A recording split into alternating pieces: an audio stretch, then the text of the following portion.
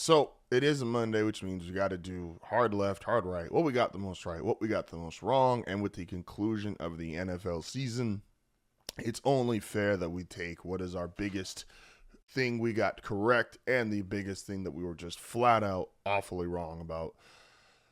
And we'll start with the wrong, because why not? So, my wrong, the thing that I got the most wrong this NFL season, has to be a team that I continuously disrespected, a team that I continuously put low on my power rankings, a team that I did not want to give a whole lot of credit or pay a whole lot of mind to, and that was the Jacksonville Jaguars. Look, I could have gone with the Ravens because I was a Raven believer up until the very end, thinking, okay, they're going to do it. They're going to do it. I just believed I didn't care about 1-5. I said as soon as Lamar gets back, they're going to be healthy. But I think genuinely I was more wrong about the Jaguars than I was more wrong about the Ravens. And I was dead ass wrong about the Ravens. So here's the thing. The Jaguars are just one of those teams that, and this is really unfair, and I root for a basketball team that gets the same rep, even though my basketball team's awful right now. But even if they were good, nobody would really feel like they're that good. The Jaguars have everything to win a Super Bowl except the logo.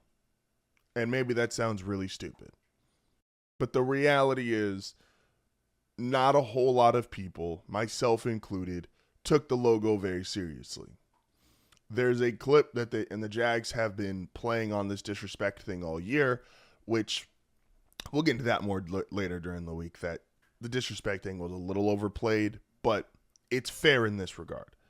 They were playing a clip from a Broncos news show, podcast, radio show from a couple weeks ago that said, hey, if this was just a different logo, like if you put them in like the Ravens logo or the Steelers logo or the Patriots logo and their uniforms, people would take the Jaguars team more seriously.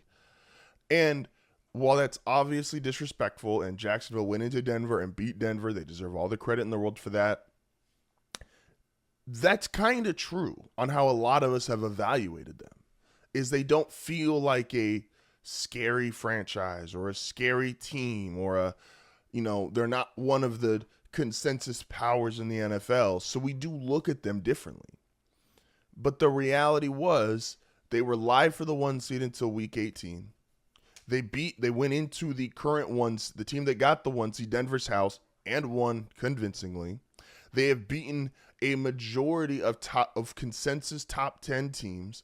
Trevor Lawrence, who still had one of his biggest flaws, is that he would just have these really goofy plays throughout the season and throughout his career. He has cut down on the goofy plays. Liam Cohen, despite the really weird, awkward first interview, you got to put him in an offensive genius category, the way he has turned around Trevor Lawrence, has revitalized Travis Etienne. The offensive line is playing better. They have a legitimate defense because and what makes their defense different than Chicago, because I want to not be hypocritical here, because Chicago fans, I like Chicago, but they're going to say I'm not being fair.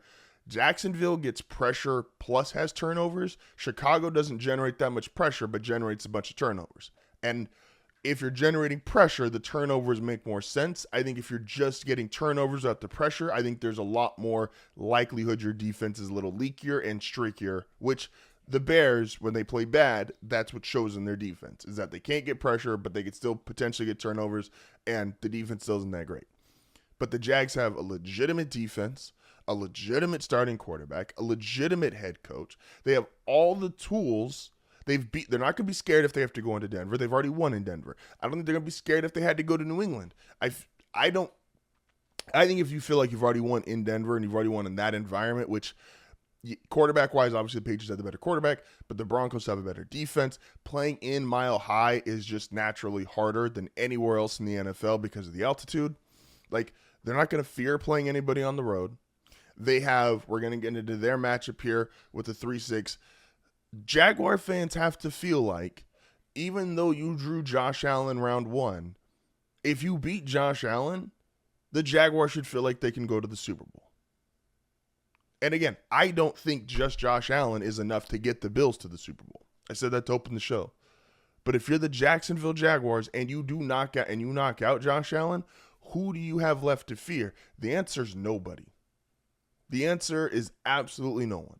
the way Trevor Lawrence finished the season, 8-game win streak. He's playing efficient. He's throwing touchdowns. He's playing like the guy who who people believed he could be coming out of Clemson.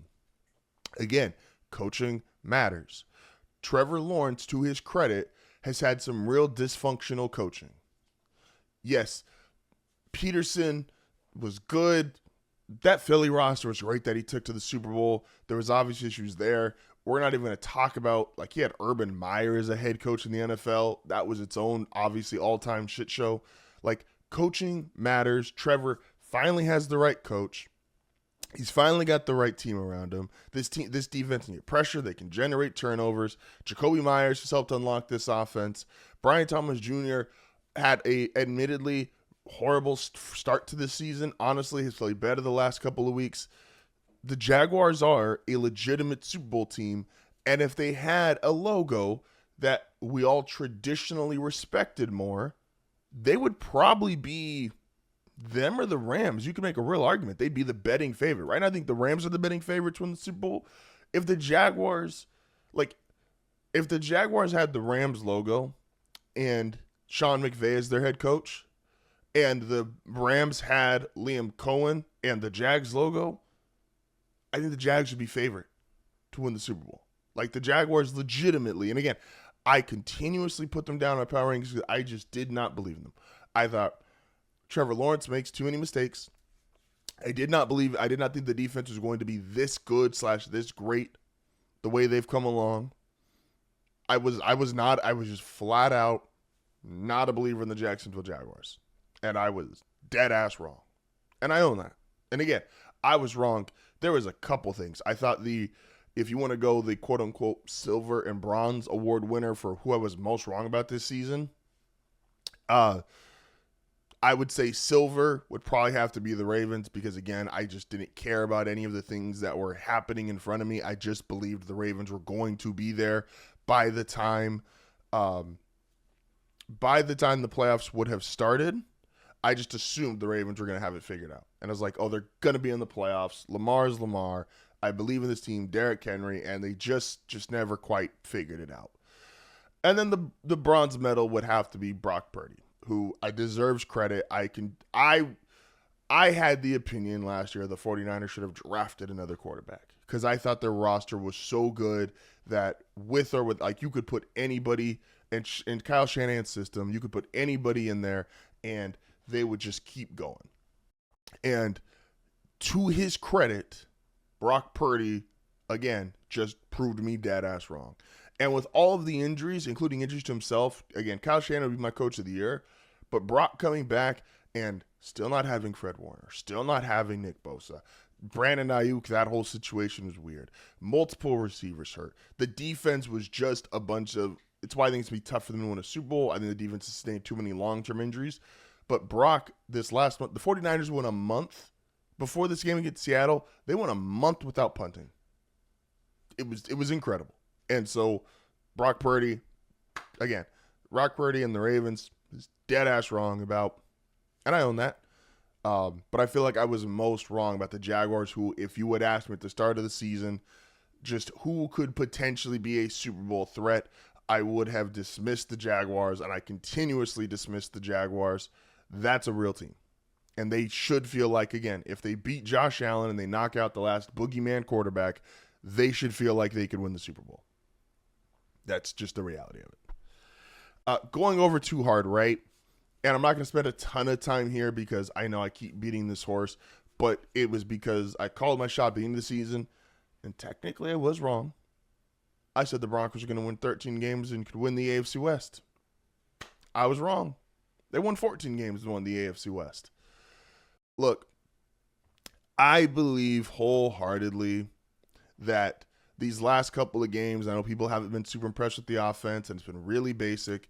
I think what Sean Payton is, where I think I'm truly going to be proven right, is what Sean Payton pulls up for game one of the playoffs. And because I think there's a real good chance it is either the Chargers, or whether it's the Chargers or the Bills or the Texans, I think Sean's never. I think what he did these last couple of games was all basic install stuff. The offense was not spectacular, but I don't think it was designed to be.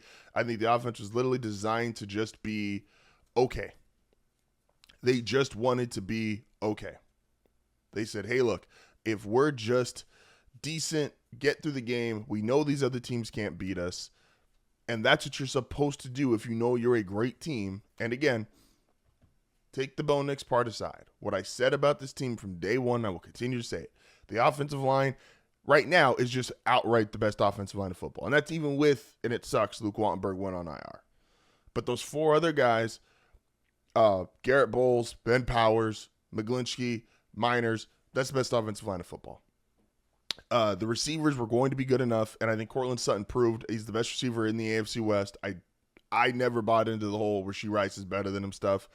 The running game was going to be fine. Obviously, J.K. Dobbins was a huge loss, but even with that, RJ Harvey has had a good rookie season.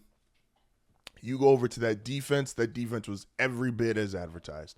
68 sacks, led the NFL. It's the fifth most sacks all time for a defense. The secondary, yes, Riley Moss is... People keep saying that if Denver loses, it's going to be because Bo Nix is going to get it done. I kind of believe in the back of my head that if Denver doesn't go all the way, it's because you're going to see Riley Moss get torched in a playoff game, but I still have faith because he's not a bad corner. He's got some really bad moments. But that aside, I was right about almost every single thing. And again, I think Bo, when he has to have it, and when the game plan is there, you're playing against another elite team. I think that Packers game was a huge sign of this is what this offense can be. And I know nobody wants to. Tony flat out said if Bo Nix went to the Super Bowl, he would just stop watching the sport. Do I think that? Am I going to hold him to that? We'll see for a later show. But this Denver team has absolutely been incredible all season long. They deserve the 1 seed. And to have to go and play in Mile High for another team's chance to go win the Super Bowl, I feel great about Denver's ability to I don't care if it's Josh Allen. I don't care if it's the Jaguars, even though they've already won there. I don't care if it's the Chargers. I don't care if it's Patriots. Denver should absolutely feel like you got to come to our house. They should win 2 games. And you got to win it in Denver. Should absolutely feel like they go to the Super Bowl. And that's what I feel like I was the most right about this season. If I want to go silver and bronze, and again, I'm not going to spend a ton of time because I talk a lot of Broncos and team. We're going to go Team Thursday instead of Team Tuesday this week and moving forward. If there's a team that or a silver and bronze place for what I felt I got the most right else during this NFL season, besides calling my shot with Denver, I guess in a negative way, I was right about the Raiders. I didn't think the Raiders were good enough, and obviously the Raiders are now on the opposite end where they're going to be having the number 1 overall pick. So I know those are Tony's Raiders.